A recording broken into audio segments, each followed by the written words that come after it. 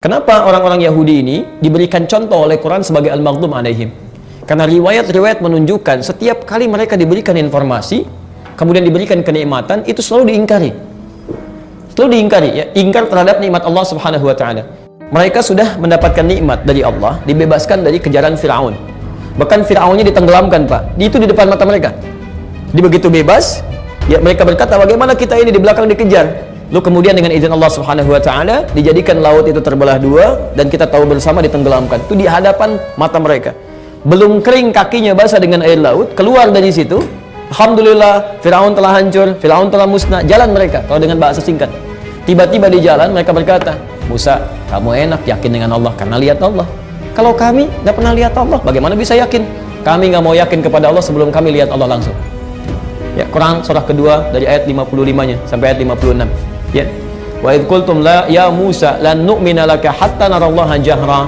Musa, kami enggak akan percaya sama kamu deh sebelum kami lihat Allah tanpa perantara. Anda bisa bayangkan, pada sebelumnya tongkatnya dipukulin begini, terbuka juga begitu, Firaun ditenggelamkan, masih belum yakin juga. Mereka katakan, kamu sih enak lihat Allah, kita enggak. Bagaimana kita bisa yakin dengan Allah? Kami pengen lihat Allah tanpa perantara. Maka turun ayat mengatakan, kalau pengen lihat jangan dulu lihat Allah, lihat aja dulu kemudian gunung di situ. Ya, kalau dia bisa melihat, kemudian dia bisa lihat Allah. Tapi kalau gunungnya hancur kemudian, ya, dan mereka tidak bisa melihat, tandanya dimensinya terpisah. Ya, maka kemudian Allah firmankan kepada mereka, fa akhadhatkumus sa'iqatu wa antum tanzurun. Lalu kemudian tiba-tiba datang petir menyambar ke gunung tadi, hancur semuanya, terlihat oleh mereka, dan mereka meninggal seketika.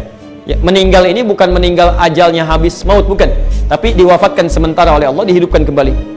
Thumma ba'atsnakum min ba'di mautikum la'allakum tashkurun. Kemudian dihidupkan lagi setelah itu supaya mereka menyadari, oh ternyata kita nggak bisa lihat Allah, tapi kita bisa membuktikan bahwa Allah itu hak, benar adanya, walaupun belum bisa lihat saat di dunia. Ya, jelas sampai sini? Baik, di situ mulai yakin tuh, yakin dengan Allah. Tiba-tiba apa yang terjadi? Jalan lagi. Begitu jalan, kalau yakin dengan Allah, Allah kayak gimana ya? Itu Samiri punya patung gitu kan? Baik, dibuat dari Masya Allah sapi gitu kan? Di begitu Musanya minta izin untuk mendapatkan wahyu dari Allah di Bukit Tursida, Harun menjaga, lihat orang-orang sekitaran menyembah sapi buatan Samiri gitu kan. Tapi begitu dibuat seperti itu, pengen dibuatin. Musa sih enak, bisa lihat Tuhannya seperti apa, kita nggak bisa lihat. Kalau kita nggak bisa lihat, walaupun kita yakin ada Allah, bagaimana kita bisa menyembah dengan baik? Tolong dong, buatkan seperti mereka bisa buat. Udah ingkar lagi tuh. Yang paling menarik, datang Nabi Musa. Ya, pulang dari situ, marah beliau kan, sampai kemudian diminta tobat, sampai yang ngayel diminta bunuh diri. Ya, dibunuh dirinya untuk menunjukkan tobatnya kepada Allah. Ya, saya persingkat. Begitu selesai ini, apa yang terjadi?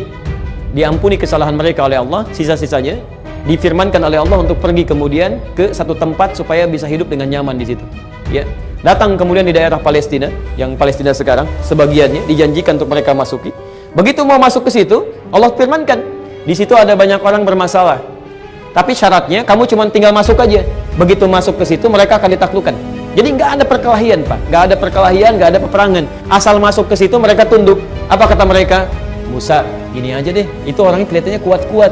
Idhab anta wa rabbuka faqatila inna huna qa'idun. Kamu dengan Tuhanmu pergi ke sana ya. Kamu berperang berdua. Kalau udah menang, kasih tahu kita di sini. Kita nunggu. Padahal Allah firmankan, tinggal masuk ke situ, masuk kami taklukkan itu. Nggak ada peperangan, tinggal masuk aja. Apa yang terjadi?